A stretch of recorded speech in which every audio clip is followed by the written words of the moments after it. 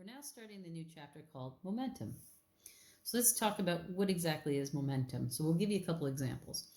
So if someone tossed you a shot, and the shot is the ball they use in shot putting, it's a pretty heavy ball, you would get out of the way quickly. But you would have no hesitation about reaching out to catch a rubber ball. What are the properties of a hurling shot that make you avoid it? Well, it's the mass. Okay? When you have this super heavy ball flying at you, you get out of the way. Having a greater mass, a shot is a greater threat than, say, like a tennis ball, even if both balls were moving at the same speed. There's another thing to consider. So the other property is velocity. So if the shot were at rest, it'd be absolutely no concern to us.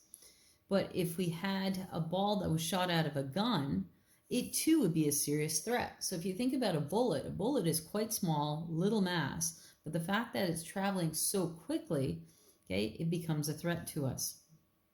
Newton combined a moving object's mass and its velocity in an expression that can be called the quantity of motion. And we now call this quantity momentum, and we give it the symbol little p. So p is equal to the object's mass times the velocity. So p is just simply the object's momentum, m is the mass, v is the velocity. Momentum is a vector quantity whose direction is always in the same as the velocity. So we have a quick little example here. So what is the momentum of a 1,000-kilogram car moving at 15 meters per second east?